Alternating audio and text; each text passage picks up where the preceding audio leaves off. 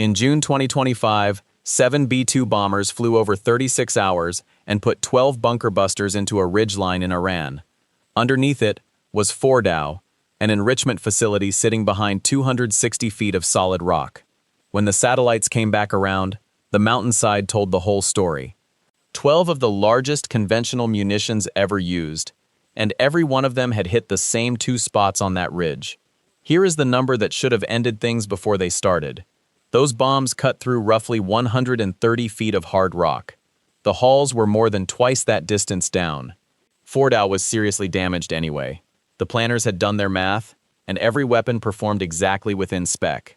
That ridge gave way somewhere well short of its thickest section. The reason why is the most useful thing this episode will give you, and we will get to it shortly. Iran drew its own conclusion from that mountain, then built on it. About 120 miles south of Qom is a second mountain, deeper, harder, untouched, on every target list that matters. Everyone wants to know how thick it is. Thickness was never the question. The engineers digging that facility have known this since 2020, and every year since they have been building against the answer the rest of us are about to work through. Every buried facility is a sealed problem with an opening somewhere. At Navy Intel, we find the opening. Stay to the end, and you will look at any underground structure on Earth and know exactly where to start. That lesson has a start date. 6 years ago, on an ordinary summer morning, someone handed it to them. On July 2, 2020, an explosion destroyed an advanced centrifuge assembly workshop at Natanz. The workshop was above ground, and that was its entire problem. Within days, Iran announced the replacement would go somewhere else, inside a mountain. Not Fordow. Fordow is from a different era. It was cut into its ridge in the mid-2000s, exposed to the world in 2009, and by summer 2020 had spent over a decade being mapped, inspected, and photographed. It was designed years before the weapon built to defeat it had ever been dropped on anything, which meant its designers were estimating a threat they had never watched perform. What Iran began digging that autumn is a different generation of structure. Newer, deeper, harder, designed by engineers who had the full benefit of everything the previous facility taught them. That excavation has not stopped, which makes the whole question a contest between rock and one specific machine. The GBU-57 massive ordnance penetrator weighs 30,000 pounds. Everyone quotes 200 feet. That figure is measured against 5,000 psi reinforced concrete. Against natural hard rock, it drops to around 130. Why one weapon produces 2 different numbers is the physics of this entire episode, and it comes down to something plain. A penetrator does not drill, it trades kinetic energy for broken material and keeps going until the trade runs out. Material that costs more to break stops it sooner. Nothing about the weapon changes between those 2 figures, only what you send it through. Follow that where it leads. If the energy budget is fixed, going deeper means finding somewhere the resistance is already lower. The bomb never has to travel the full distance anyway, it only has to reach air. So the real question was never how deep a bomb can go, it is whether the bomb can reach the nearest empty space. Take a cross-section of any buried facility, shade the rock-solid gray, then draw the voids. Because there are always voids. Nothing operates hundreds of feet underground without air pushed in and power routed down. Now lay a ruler from the surface to the nearest white space. Every foot of gray along that line is armor. Every inch of white is not. That line is far shorter than the total overburden, and it is always there. Nothing running machinery underground is ever fully sealed, because air has to come down and power has to come down, and neither travels through solid rock. A defender cannot delete that line. The most anyone can do is make it longer, bend it, and hide where it runs. No buried structure is ever permanently safe. Some are just more expensive to reach than the reaching is worth. That theory got tested once under real conditions, in front of everybody. Fordow was competently built, 260 to 295 feet of dense sedimentary rock with concrete lining inside. Sound principles, properly executed, and for years it held. Run the arithmetic and it should have kept holding. The defender had better than a factor of 2 on paper. Fordow was out of reach. On June 22, 2025, 7 B-2s executed Operation Midnight Hammer, 14 MOPs total, 12 against Fordow, 2 against Natanz, with Isfahan handled separately by cruise missiles. The delivery sequence was walked through publicly afterward. The first weapon at each aim point stripped the concrete cap Iranian crews had placed days earlier. The weapons behind it entered the open shaft and functioned below. Note what that sequence does not include, because every bad read of Fordow fails at the same point. Those bombs never reach the enrichment halls. Some analyses put them 100 feet short of the chambers, and the imagery is consistent with that. 2 clusters of penetration holes in the ridgeline. No ground subsidence of the kind that shows up when a large underground hall collapses outright. How much of Fordow stopped working is still argued over, and the honest answer is that nobody outside the facility knows. What is not argued over is that damage reached spaces the weapons never entered. There is exactly one mechanism that does that. Blast behaves according to whatever is containing it. Set one off inside solid rock and the pressure couples directly into the surrounding material, crushing it in every direction and dying out within a short radius. Set one off inside an air-filled volume and there is nothing to absorb it. The wave travels along whatever corridor it finds, bounces off walls and ceilings, and shows up in compartments no weapon ever came near. That reduces the entire targeting problem to one measurement. Not how deep the weapon can go, but how far it has to travel before it hits open volume. That is what a ventilation shaft is worth. It is a channel already running from the surface toward the working levels, and Iran had filled it with concrete before the attack. Backfill inside a shaft is not the rock it replaced. The weapons had to defeat fill material, not 260 feet of undisturbed geology, and once through it, they were functioning inside a hollow system. Fordow's operators had spotted the vulnerability themselves. That is what the concrete was for. Knowing where your weak point is and having time to do something structural about it are 2 different positions, and they were in the second one by a matter of days. The second aim point confirms the logic, because it was not a ventilation shaft at all. It sat directly above the south end of the centrifuge cascade hall, at a point fixed from a service structure that appeared on satellite imagery for a short window in 2009, 16 years earlier. Someone kept that photograph. Different route, same objective. Get the detonation as close to open volume as the geology allows. The 2 points were chosen, so the pressure waves they generated traveled down corridors perpendicular to each other. Not 2 parallel hits, but 2 that crossed inside. The weapon covers the first part of the distance. Pressure handles the rest. All of this was walked through publicly, aim point by aim point, within days of the strike. Engineers who read that briefing do not go looking for ways to make their mountain thicker. They go looking for their own straight lines. The mountain they chose is called Kuiji Kolang Gazla Pickaxe Mountain, in the Zagros Range, about a mile south of the Natanz complex it was built to replace. Put the 2 targets side by side, and they differ across 3 parameters. 2 of them affect the cost of an attack. 1 affects whether an attack has a solution at all. Overburden first. Fordow's halls sit under 260 to 295 feet.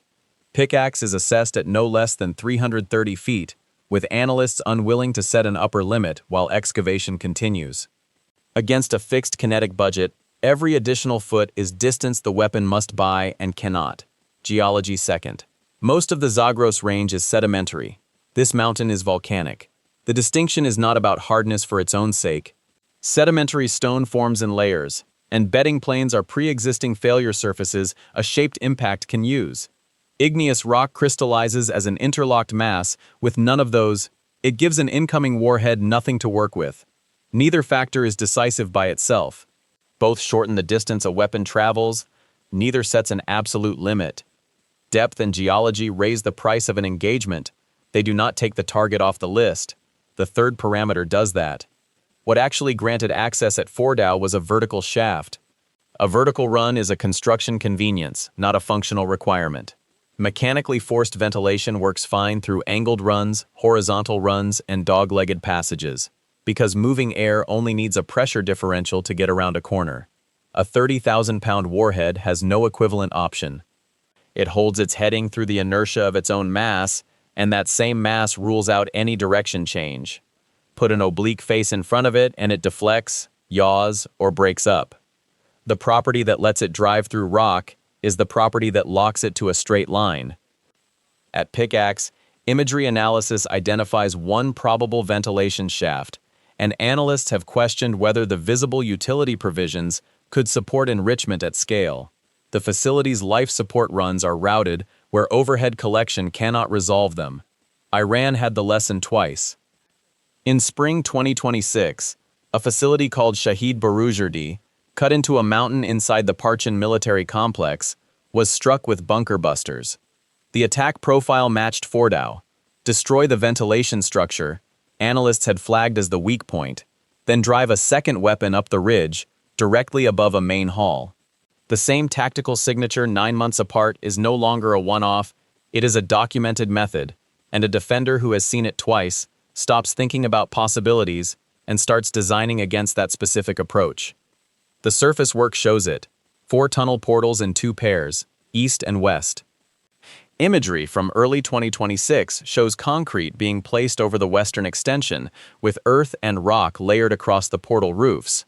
The eastern pair was partially backfilled after the 2025 strikes, enough to block vehicle access without sealing the openings entirely. As of July 2026, the western portals are open and construction is ongoing. There is a fair objection here. This facility is not operational. Satellite assessments show work in progress, and inspectors have never been granted access since excavation began. That is accurate, and it strengthens the point. The problem is being engineered out while the facility is still being built. Every month of work is another month of straight lines disappearing from the design. That settles the 3 parameters in order. Depth and geology set the price. Access geometry decides whether the engagement is possible. Then the standard objection arrives, and it is legitimate. Fordow absorbed 12 weapons, so allocate 30. Run an operation 3 times the size. That deserves arithmetic, not assertion. Scale is everyone's first instinct in a targeting problem. Here it runs into constraints that have nothing to do with budget. The one that surprises people is that penetration does not add up. Sequential delivery at Fordow worked because each weapon followed the channel the previous one opened. That only works if the first impact produces a crater deep and narrow enough for the next weapon to track into. Crater geometry depends on the target material. Dense crystalline rock decelerates a warhead faster and throws more energy sideways, leaving a crater that is shallow and broadly funneled rather than deep and tight. Without a usable channel, the second weapon is not extending the first one's work. It is starting fresh against a surface that is now fractured and uneven. 10 weapons on a single aim point produce a wider hole, not 10 times the depth. Assume the channel problem could be engineered around. There would still be nothing to aim at with any confidence. Fordow was not broken by volume. It was broken by target intelligence. A ventilation shaft and a point fixed from a photograph taken in 2009. Years of collection produced that. For Pickaxe, that product does not exist. One assessment says directly that firm intelligence on the subsurface tunnel layout may be limited, which makes selecting useful impact points harder. Another puts required delivery accuracy at 3 to 6 feet, possibly finer. Blast physics enforces that absolutely. Pressure propagates only after reaching open volume. A warhead that goes off in solid rock 100 feet from a chamber uses itself up on the rock. Every weapon needs its own aim point, and an aim point that has not been found cannot be used regardless of how many weapons are available. 30 weapons spread across a ridge do not beat 3, they just spend more ordnance. And even with perfect coordinates, the arithmetic hits the inventory and the calendar. 30 weapons is not a number the stockpile supports. The last public MOP figure was at least 20, from the end of 2015, and Midnight Hammer used 14 in one night. Whatever is left is not 3 operations worth. The delivery side is not flexible either. One aircraft type carries the weapon, and Midnight Hammer put 7 of them over the shallower of the 2 targets. Repeating that means successive waves over multiple days, not a single decisive night. Every gap between waves is time the defender uses for damage assessment, moving anything that can be moved, and repair. That also answers the follow-up, why not hit the entrances? Tunnel portals run horizontally. A weapon entering a portal arrives in an access corridor, not the cascade halls, and access corridors are built with bends and blast doors for exactly that reason. When the option being floated publicly is the front door, That is the tell. The vertical approach is gone. Portal strikes produce delay, not destruction. And that delay has to be sustained through continuous surveillance and restrike each time an opening is cleared. It becomes indefinite maintenance, and the side pouring concrete has the better exchange rate. With the vertical path gone, 3 alternatives come up regularly, all of them trying to create a new entry point.